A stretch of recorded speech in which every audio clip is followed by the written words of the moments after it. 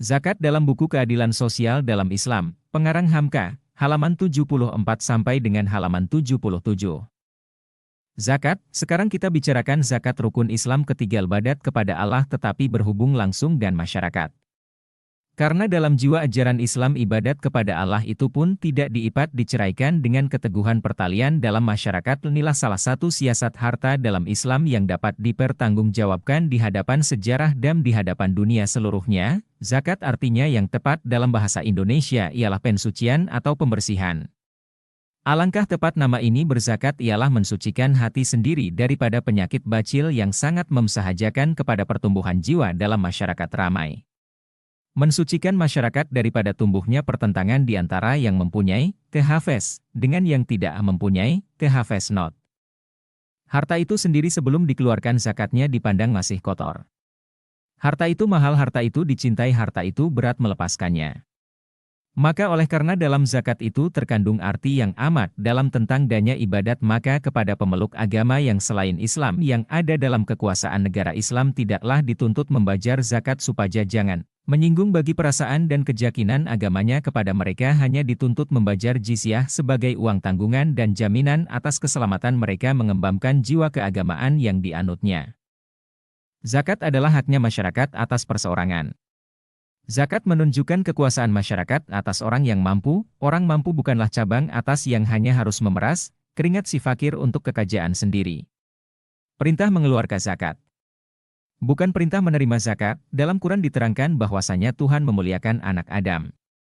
Dan dalam hadis dijelaskan pula bahwasanya memberi lebih mulia dari meminta, tangan yang di atas lebih mulia dari tangan yang di bawah. Dan Nabi menyatakan pula kepada anak cucunya sendiri, supaya jangan menjangkaukan tangannya kepada harta zakat itu sebab dia adalah daki tangan manusia. Walaupun dalam sejarah hidup beliau ternyata bahwa berkali-kali rumahnya tidak berasap. Dan setelah beliau memegang kekuasaan negara di Madinah pernah sebulan dapurnya tidak berasap, tetapi Islam pun mengakui bahwa ada manusia yang lemah, yang kurang pengetahuannya dan kurang kekuatan diri atau akalnya buat berjuang mencapai rezeki yang memuaskan. Dan dialah yang menjadikan kamu menjadi khalifahnya di bumi dan diangkatnya yang setengah kamu di atas yang setengahnya, berderajat-derajat supaya dicobainya kamu pada perkara yang didatangkannya kepada kamu itu sungguhnya Tuhan.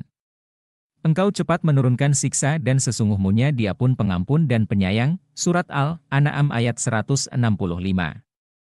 Lihatlah bagaimana nih dalamnya filsafat ayat ini terhadap kepada masyarakat. Seluruh kita sama rata diberi tanggung jawab menjadi khalifah Tuhan, tetapi kesanggupan tidaklah sama sehingga tingkat nasib pun berbeda, tetapi perbedaan adalah sebagai ujian, sebagai cambuk cemeti untuk semuanya hagi menyelenggarakan kewajiban di dalam hidup, yang kaya wajib mengeluarkan zakatnya. Untuk itu berdirilah negara Islam. Dia yang mengumpulkan zakat dan dia yang membagikan apa hikmatnya, sebab dia yang lebih tahu siapa yang perlu dibantu. Siapa yang perlu menerima.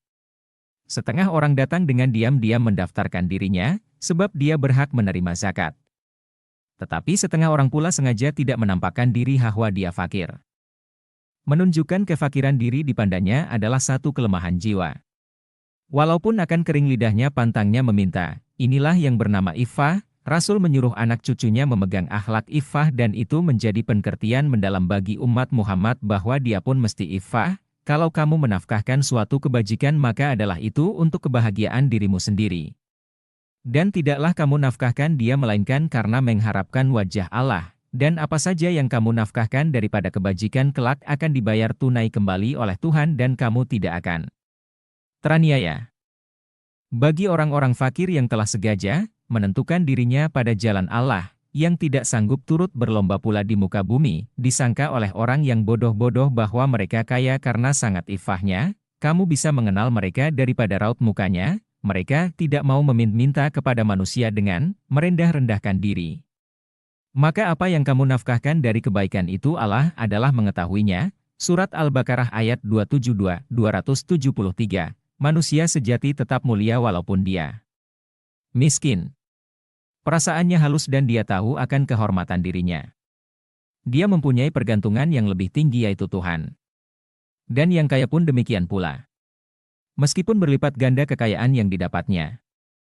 Dia tidaklah lupa bahwa itu nikmat Tuhan atas dirinya yang tidak boleh disia-siakannya. Dia tidak mau putus dari masyarakat.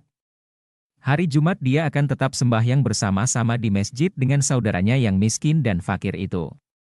Dan jika dia datang terkemudian duduklah dia di saf yang didapatnya. Tidak dia merebut ke muka mentang-mentang dia berduit, sudah terang bahwa kemakmuran, rezeki membawa kemakmuran jiwa membawa pandangan yang indah atas alam ini merasai kasihan dan rahmat kepada sesama makhluk. Alangkah membekunya dunia ini kalau di dalamnya tidak ada rasa rahmat kasih sayang. Maka syukurilah nikmat itu dengan sepenuh hati. Buktikan kesyukuran dengan memuji Allah dan menyayangi masyarakat. Manusia tidaklah akan sampai kepada derajat ini kalau sekiranya dia mencari harta benda sampai kaya pun hanya sekedar mencari makan. Kalau sekedar mencari makan apalah obahnya manusia dengan hewan. Islam tidak menyukai perbedaan kesanggupan menjadikan perbedaan kelas lalu pertentangan kelas. Yang kaya hidup mewah dan lupa daratan mana yang ditinggalkannya dahulu dan pelabuhan mana yang akan ditujunya. Dan yang miskin hidup melarat sengsara dengan penuh dengki dan benci lapar penyakitan dan telanjang, kata Rasul kalau terjadi begitu itu bukan umat Islam. Walaupun di sana ada masjid, ada surat Yasin, ada menara. Tidaklah beriman kepadaku barang siapa yang tidur dengan perut kenyang padahal jirannya tetangganya lapar dan dia tahu. Tidaklah beriman seseorang kamu sebelum mencintai saudaranya. Sebagaimana mencintai dirinya sendiri, Islam membenci pertentangan menyolok mata itu karena di belakang itulah berdirinya kebencian, dengki, cisit dan iri het yang akan tumbuh dari kalangan yang tidak berpunya, dan sombong angkuh menyendiri pada yang berpunya, itulah senantiasa yang meruntuhkan tiang-tiang kemakmuran dan keamanan masyarakat. Itulah yang membawa kekasaran pekerti, kekesatan hati pada yang kaya. Dan itu pula bahkan yang menimbulkan pencurian, perampokan, garong penyamunan. Itu pula yang membawa kehinaan diri jatuhnya harga muka turunnya nilai hidup hilang kehormatan sebagai manusia. Kaum komunis mengatakan bahwa itu adalah utopian sosialisme. Itu telah dibicarakan oleh Proudhon katanya. Islam tidak menghambat beberapa teori perbaikan. Tetapi Islam tidak dapat menyetujui kalau pembersihan asas masyarakat ini dimungkiri pula. Selama asas ini masih dipandang suatu utopian selama itu pula lah komunisme akan menjadi musuh sebesar-besarnya dari Islam. Dan Islam pun mempunyai keyakinan bahwa sahnya suatu teori yang hanya diumbar-ubarkan dari luar saja tidak mengakui adanya kemurnian masyarakat dari segi jiwa. Itulah utopian sebesar-besarnya dalam alam yang belum pernah dikemal sejak dunia terkembang. Maka, karena keterpaduan kerjasama karena persamaan tanggung jawab manusia menjadi khalifah Allah di bumi itulah maka ada aturan zakat dalam Islam. Dia adalah rukun. Rukun yang tidak sah Islam seseorang kalau ini tidak disamakannya dengan kepentingan sembahyang. Tidak sah Islam seseorang kalau kepentingan zakat tidak disamakannya dengan pengakuan atas adanya Allah dan kebenaran Rasul. Abu Bakar berkata demi Allah akan kuperangi orang yang sengaja memisahkan kepentingan zakat dengan kepentingan sembahyang. Nisyab atau bilangannya telah ditentukan orang yang akan mengeluarkan zakat tidak perlu telah memakai firma trading atau maskapai atau pabrik besar adapun minimum, batas di bawah. Dari seorang yang telah wajib mengeluarkan zakat ialah 20 gram emas ditambah 200 dirham menurut hitungan uang pound Mesir 18 pound dan menurut hitungan rupiah dalam harga lama, sebelum perang, 65,33. Jika harta itu diperniagakan sampai setahun maka telah wajib zakatnya yaitu lebih daripada keperluan hidup sehari. Hari dan dikimat segala yang termasuk dalam edaran perniagaan. Cobalah perhatikan dengan seksama siapa yang telah dipandang oleh Islam sebagai seorang kapitalis alangkah lebih dipersempitnya oleh Islam ukuran paling bawah itu. Sebab itu maka uang simpanan dalam masyarakat yang masih memakai bank seseorang ini wajib dizakatkan apakah lagi yang diedarkan dalam perniagaan. Yaitu dengan hitungan 2,5% piutang di mana dibayar orang waktu itu dizakatkan.